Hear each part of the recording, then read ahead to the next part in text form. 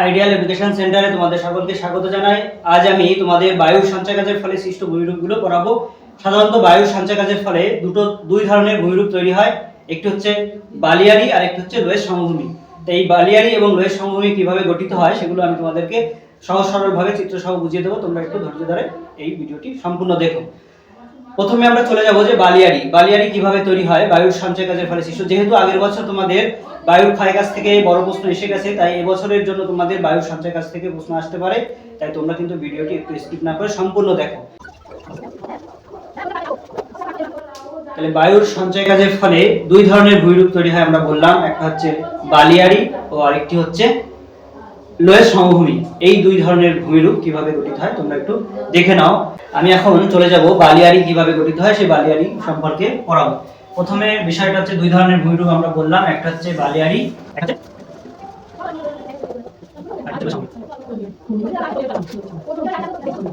বালিয়াড়ি ও লোয়েস সমভূমি গঠিত হয়। এখন আমি তোমাদের বালিয়াড়িটা বোঝাবো। বালিয়াড়িটা কি? বালিয়াড়ি হচ্ছে মরু অঞ্চলে যখন প্রবল বেগে বায়ু প্রবাহিত হয়, সেই বায়ুর প্রবাহের সঙ্গে সঙ্গে যে সূক্ষ্ম বালিকণাগুলো উড়ে চলে যায়, সেটা গিয়ে যদি কোনো একটা স্থানে বাধাপ্রাপ্ত হয়, ধরো এখান থেকে বায়ু প্রবাহিত হচ্ছে, সেখানে কোনো একটা বায়ু প্রবাহ পথে কোনো উচ্চ ভূমি হোক, সে পাহাড় হতে পারে বা গাছপালা বা ঝোপঝাড়, সেখানে গিয়ে যদি বাধাপ্রাপ্ত হয় বা প্রতিবন্ধকতার সৃষ্টি হয়, তাহলে সেই বায়ুবাহিত বালিকণাগুলো সেখানে বাধা পেয়ে সে তার আশেপাশে কিন্তু সঞ্চিত হতে থাকবে। এইভাবে বাধাপ্রাপ্ত হয়ে বালিকণাগুলো যখন সঞ্চিত হয়ে কোনো একটা উঁচু ঢিবির আকার সৃষ্টি করবে দীর্ঘ বা বহুদূর বিস্তৃত অঞ্চল জুড়ে, সেই উঁচু ঢিবিকে বলা হচ্ছে বালিয়াড়ি। এই বালিয়াড়িটা কিন্তু এক জায়গায় স্থির থাকে না, যেহেতু বায়ু প্রবাহিত হচ্ছে, সেই বায়ু প্রবাহের কারণে আর বিভিন্ন সময় বিভিন্ন দিক থেকে বিভিন্ন ঋতুতে বিভিন্ন সময় বায়ু কিন্তু বিভিন্নভাবে প্রবাহিত হয়। তার জন্য বালিয়াড়ির যে আকৃতি, সেই আকৃতিগুলো চেঞ্জ হয় এবং সেটা এক স্থান থেকে আরেক স্থানে সরে যায়। এইগুলোকে বলা হচ্ছে বালিয়াড়ি। তাহলে আমরা মোটামুটি বুঝলাম যে মরু অঞ্চলে বায়ু প্রবাহের সময় যদি কোনো বাধার সৃষ্টি হয়, সেই বাধার অঞ্চলে বায়ুবাহিত সূক্ষ্ম সূক্ষ্ম বালিকণাগুলো ওখানে সঞ্চিত হয়ে যে উঁচু ঢিবির আকার সৃষ্টি করে বিস্তীর্ণ অঞ্চল জুড়ে, সেই উঁচু ঢিবিকে বলা হচ্ছে বালিয়াড়ি। আর এই বালিয়াড়িটা কিন্তু নির্দিষ্ট একটা জায়গায় স্থায়ী থাকে না, বিভিন্ন সময় সেই বালিয়াড়িগুলো এক স্থান থেকে আরেক স্থানে সরতে থাকে বায়ু প্রবাহের কারণে। আর বিভিন্ন ঋতুতে বা বিভিন্ন সময় যখন বায়ু এলোমেলোভাবে প্রবাহিত হয় বা বিভিন্ন দিক থেকে প্রবাহিত হয়, তখন সেই বালিয়াড়ির আকৃতিগুলো চেঞ্জ হয়। তাহলে আমরা দেখলাম বালিয়াড়ি কাকে বলে। এবার আমরা চলে যাব বালিয়াড়ির শ্রেণী বিভাগ, অর্থাৎ বালিয়াড়ি কয় প্রকার ও কি কি। বিখ্যাত ভূমিরূপ বিজ্ঞানী ব্যাগনর্ড 1941 সালে এই যে যত ধরনের বালিয়াড়ি মরুভূমি অঞ্চলে গঠিত হয়, সেই বালিয়াড়িকে প্রধান দুটি ভাগে ভাগ করেছেন, দুটো বা শ্রেণীতে ভাগ করেছেন। তাহলে ব্যাগনর্ড একটি হচ্ছে তির্যক বালিয়াড়ি বা বারখান বালিয়াড়ি। তির্যক বালিয়াড়ি, তির্যক বা বারখান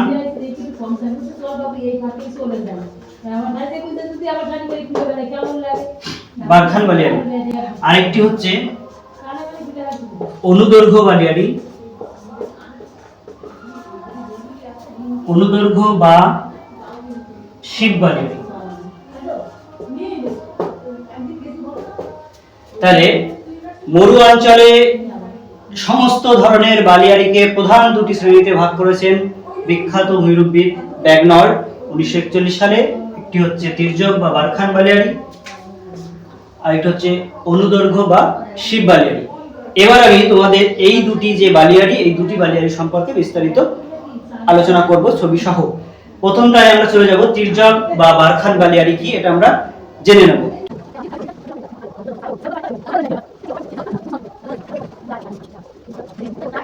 তাহলে বন্ধুরা দেখো, তোমাদের জন্য আমি একটি চিত্র তৈরি করেছি। এটি হচ্ছে বারখান বালিয়াড়ির বা তির্যক বালিয়াড়ির চিত্র। এখানে দেখছো যে এই চিত্রের মধ্যে আমরা দেখতে পাচ্ছি যে দুই পাশে দুটো যে সরু অংশ, অনেকটা দেখতে গরুর শিংয়ের মতন, ঠিক আছে, বা অর্ধচন্দ্রাকৃতির আধখানা চাঁদের মতন দু প্রান্ত সুষল, সেই যে একটা ভূমিরূপ বা বালিয়াড়ি, সেই বালিয়াড়িকে বলা হচ্ছে বারখান বালিয়াড়ি। বারখান শব্দের অর্থ হচ্ছে, তোমাদের প্রথমে জেনে নেওয়া আছে, বারখান একটি তুর্কি শব্দ যার অর্থ হচ্ছে বালির পাহাড়।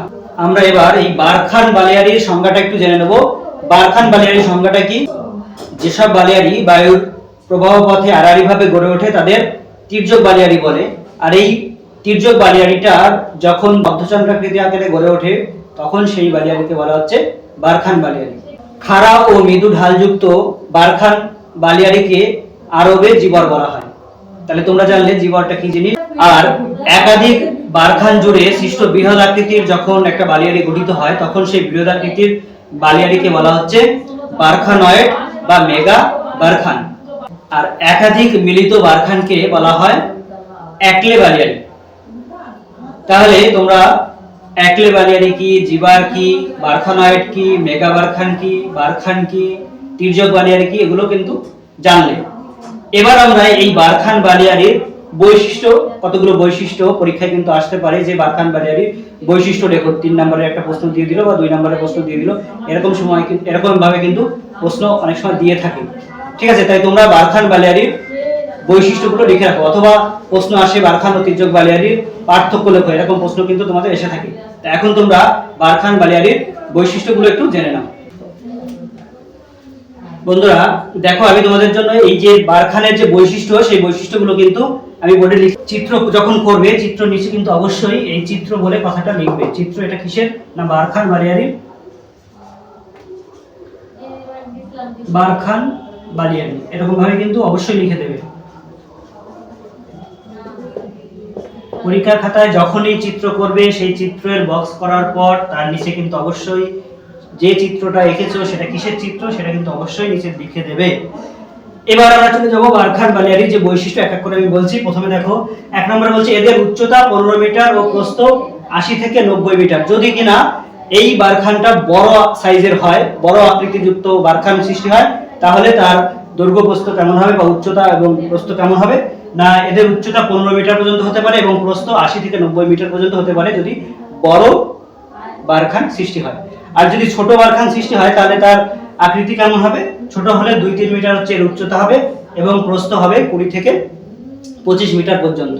ঠিক আছে, এবার আমরা 2 নম্বর বৈশিষ্ট্যে চলে যাব। 2 নম্বর বৈশিষ্ট্য হচ্ছে এটা অস্থায়ী চলমান বালিয়াড়ি। অস্থায়ী বলতে আমি আগেই বলেছি যে বালিয়াড়িগুলো কিন্তু সবগুলো একই স্থানে সারা জীবন থাকে না, বায়ু প্রবাহের কারণে সেটা এক স্থান থেকে আরেক স্থানে প্রবাহিত হয়। তেমনি ভাবে বারখান বালিয়াড়িও কিন্তু এক স্থান থেকে আরেক স্থানে প্রবাহিত হয়, অর্থাৎ এটি চলমান।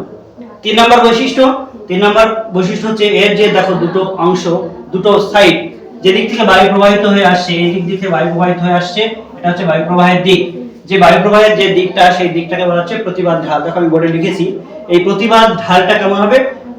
আস্তে আস্তে উঠে আসবে, অর্থাৎ মৃদু ঢাল যুক্ত হবে। এটা ঢালটা কিন্তু কম, মৃদু ঢাল যুক্ত, অনেক দূর ধরে এবং এটা অনেক দূর বিস্তৃত। ঠিক আছে, আর এর বিপরীত পাশে যেটা আছে সেই ঢালটাকে বলা হচ্ছে অনুবাদ ঢাল। ঠিক আছে, এই অনুবাদ ঢালটা কিন্তু খাড়া হয়, হঠাৎ করে নেমে যায়। এই অনুবাদ ঢালটা খাড়া এবং প্রতিবাদ ঢালটা মৃদু ঢালযুক্ত হয়। তাহলে এই হচ্ছে বারখানের বৈশিষ্ট্য। তো তোমরা যখন পরীক্ষায় আসবে এইভাবে কিন্তু লিখে দিলে, বা বারখান যদি টিকাও আসে তাহলে তোমরা সংজ্ঞা, বৈশিষ্ট্য এবং চিত্র এটা দিলেই কিন্তু 2 এ 2 বা 3 থাকলে 3 এ 3 পাবে। ঠিক আছে, এরপরে যে ভূমিরূপ শিব বালিয়াড়ি বা অনুদৈর্ঘ্য বালিয়াড়িতে আমরা চলে যাব। এবার আমরা করব শিব বালিয়াড়ি। শিব বালিয়াড়িটা বা অনুদৈর্ঘ্য বালিয়াড়িটা কি সেটা আমরা জেনে নেব। যে বালিয়াড়ি বায়ু প্রবাহের সঙ্গে সমান্তরালভাবে গঠিত হয় সেই বালিয়াড়িকে বলা হচ্ছে শিব বালিয়াড়ি। তা কি বললাম? যে বালিয়াড়ি বায়ু প্রবাহের সমান্তরালে গঠিত হয় সেই বালিয়াড়িকে বলা হচ্ছে শিব বালিয়াড়ি। এবার এই শিব কথার অর্থটা আমরা একটু জেনে নেব। এটি একটি আরবি শব্দ। কি শব্দ? আরবি শব্দ। আরবি শব্দ, এর অর্থ হচ্ছে তরবারি বা সোজা তরবারি। শিব একটি আরবি শব্দ যার অর্থ হচ্ছে সোজা তরবারি। সোজা তরবারি। তরবারি নিশ্চয়ই তোমরা দেখেছো, যেগুলো দিয়ে যুদ্ধ হয় সেই তরবারি। এই যে একটা দেখো তরবারির মতন সোজা, এটা হচ্ছে বায়ু প্রবাহিত হচ্ছে, ধরো এদিক থেকে বায়ু প্রবাহিত হয়ে আসছে এবং বায়ু প্রবাহের সঙ্গে সমান্তরালভাবে, এটা দেখতে পাচ্ছ সমান্তরালভাবে গঠিত হয়েছে। এই বায়ু প্রবাহের সঙ্গে সমান্তরালভাবে গঠিত বালিয়াড়িকে বলা হচ্ছে শিব বালিয়াড়ি। শিব কথার অর্থ হচ্ছে তরবারি। তাহলে তরবারির মতন যে বালিয়াড়িগুলো গঠিত হয় সেগুলোকে বলা হচ্ছে শিব বালিয়াড়ি। তাহলে এটা কি না সমান্তরালভাবে বায়ুপ্রবাহের সঙ্গে গঠিত হয়। এবার এই বালিয়াড়ির কিছু বৈশিষ্ট্য আমরা জেনে নেব, ঠিক আছে? আমরা এখন শিব বালিয়াড়ির বৈশিষ্ট্যগুলো জেনে নেব। তার আগে আরেকবার আমরা জেনে নেব যে শিব বালিয়াড়ি কাকে বলে। শিব বালিয়াড়ি হচ্ছে বায়ু প্রবাহের সঙ্গে যে সমস্ত বালিয়াড়িগুলি সমান্তরালভাবে গড়ে ওঠে তাদেরকে বলা হয় অনুদৈর্ঘ্য বালিয়াড়ি। আর এই অনুদৈর্ঘ্য বালিয়াড়িগুলির মধ্যে যেগুলি দীর্ঘ এবং সংকীর্ণভাবে শৈলশিরার মতো আঁকাবাঁকাভাবে বহুদূর পর্যন্ত বিস্তৃত হয় সেই বালিয়াড়িকে বলা হচ্ছে শিব বালিয়াড়ি। তাহলে আরেকবার আমরা শুনে নিই। শিব বালিয়াড়ি হচ্ছে যে সমস্ত অনুদৈর্ঘ্য বালিয়াড়িগুলি শৈলশিরার মতো বহুদূর বিস্তৃত হয় সংকীর্ণভাবে, সেই বালিয়াড়িগুলিকে বলা হচ্ছে শিব বালিয়াড়ি। শিব কথার অর্থ তরবারি, এটা তোমরা জানো। এবার আমরা এর বৈশিষ্ট্যে চলে যাব। এর বৈশিষ্ট্য একটা আমি দেখো তোমাদের জন্য বোর্ডে লিখেছি, সেই বৈশিষ্ট্য এক এক করে আমি বলছি, তোমরা একটু খাতায় নোট ডাউন করে নিতে পারো বা স্ক্রিনশট করে নিতে পারো। বৈশিষ্ট্য এক নম্বর হচ্ছে এর উচ্চতা কয়েকশো মিটার ও দৈর্ঘ্য 100 থেকে 150 কিমি পর্যন্ত হতে পারে। তাহলে এর বৈশিষ্ট্য কি, উচ্চতা কিন্তু খুব একটা নয়, কয়েকশো মিটার পর্যন্ত, কিন্তু এর যে বিস্তার মানে লম্বায় কিন্তু অনেকটা দূর পর্যন্ত হয়, 100 থেকে 150 কিলোমিটার পর্যন্ত এটা হতে পারে। দুই নম্বর বৈশিষ্ট্য, এর শীর্ষ দেশ অর্থাৎ উপরের দিকটা তীক্ষ্ণ মানে খুব সরু, করাতের দাঁতের মতো উঁচু নিচু হয় একদম মাথার দিকটা, এবং সরু হয়। আর তিন নম্বর বৈশিষ্ট্য, দুটি বালিয়াড়ির মাঝে বালিহীন ভূমি হামাদা নামে পরিচিত। অর্থাৎ দুটি যে শিব বালিয়াড়ি তার মাঝের যে নিচু অংশ যেখানে বালি থাকে না সেই জায়গাটাকে বলা হচ্ছে হামাদা বা রেগ। আর পরের বৈশিষ্ট্য, এগুলি বায়ু প্রবাহের সাথে সমান্তরালে গড়ে ওঠে, অর্থাৎ যে দিক থেকে বায়ু প্রবাহিত হচ্ছে সেই অনুযায়ী সমান্তরালভাবে গড়ে উঠছে, ঠিক আছে? আর চার নম্বর বৈশিষ্ট্য, দুটি শিব বালিয়াড়ির মধ্যবর্তী নিচু অংশকে করিডোর বলে, ঠিক আছে? করিডোর, দুটি শিব বালিয়াড়ি যে উঁচু অঞ্চল তার মাঝখানের যে অংশটা সেই অংশটাকে বলা হচ্ছে করিডোর, যা সাহারায় গাসি নামে পরিচিত। এখান থেকে কিন্তু শর্ট কোশ্চেন আসতে পারে, করিডোর বলতে কি বোঝো এবং সেটা সাহারায় কি নামে পরিচিত। তাহলে এই ছিল শিব বালিয়াড়ির কিছু বৈশিষ্ট্য, তোমরা এগুলো লিখে নিও। এরপরে আমরা যে ভূমিরূপটা আলোচনা করব সেটা হচ্ছে বায়ুর সঞ্চয় কাজের ফলে সৃষ্ট লোয়েস সমভূমি।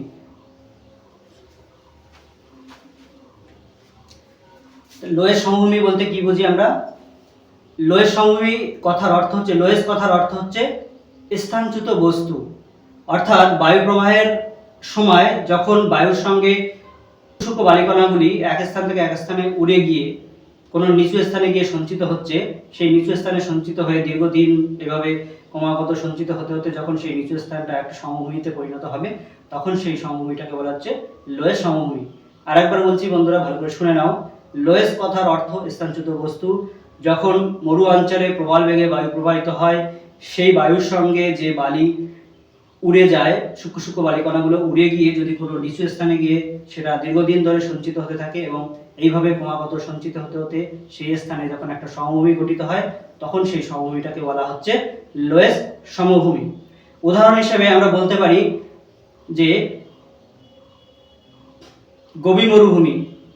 তোমাদের আমি ম্যাপে দেখাচ্ছি, দেখো এই যে গোবি মরুভূমি, এই গোবি মঙ্গোলিয়া দেশে আছে গোবি মরুভূমি। এই গোবি মরুভূমি থেকে, মঙ্গোলিয়া দেশে অবস্থিত গোবি মরুভূমি, সেই গোবি মরুভূমি থেকে যে বালিকণা সেটা উড়ে এসে চীনের হুয়াংহো নদীতে বা নদীর উপত্যকা অঞ্চলে সঞ্চিত হয়ে দীর্ঘদিন ধরে সঞ্চিত হয়ে যে সমভূমি গঠন করেছে, সেটা হচ্ছে পৃথিবীর বৃহত্তম লোয়েস সমভূমির একটা উদাহরণ। তাহলে লোয়েস সমভূমি যদি টিকা আসে বা লিখতে দেয়, তাহলে কিন্তু তোমরা এগুলোই বলবে যে লোয়েস কথার অর্থ হচ্ছে স্থানচ্যুত বস্তু। অর্থাৎ মরু অঞ্চলে প্রবল বেগে বায়ু প্রবাহের কারণে যখন বালিকণা উড়ে গিয়ে কোনো নিচু স্থানে দীর্ঘদিন ধরে সঞ্চিত হয়ে যে সমভূমি গঠন করে তাকে লোয়েস সমভূমি বলে। আর এই লোয়েস সমভূমিটা একটা উদাহরণ তোমরা দিয়ে দেবে অবশ্যই, এবং কিছু বৈশিষ্ট্য উদাহরণ হিসেবে তোমরা বলবে যে গোবি মরুভূমি থেকে যে বালি উড়ে এসে চীনের হুয়াংহো নদীর উপত্যকা অঞ্চলে সঞ্চিত হয়ে পৃথিবীর বৃহত্তম লোয়েস সমভূমি গঠন করেছে। আর এই লোয়েস সমভূমির যদি বৈশিষ্ট্য লিখতে দেয়, তাহলে তোমরা দুটো একটা বৈশিষ্ট্য লিখবে। লোয়েস কথার অর্থ হচ্ছে স্থানচ্যুত বস্তু, অর্থাৎ এক স্থান থেকে বালিকণা আরেক স্থানে উড়ে গিয়ে এটা সঞ্চিত হয়, অর্থাৎ নিচু স্থানে এই বালিকণাগুলি সঞ্চিত হয়ে হয়ে একটা সমভূমি গঠন করে। তাহলে এই লোয়েস সমভূমি হচ্ছে সূক্ষ্ম বালিকণা দ্বারা গঠিত। এই হচ্ছে তোমাদের লোয়েস সমভূমির কিছু বৈশিষ্ট্য, উদাহরণ এবং লোয়েস সমভূমি কাকে বলে সম্পর্কে আমি আলোচনা করলাম।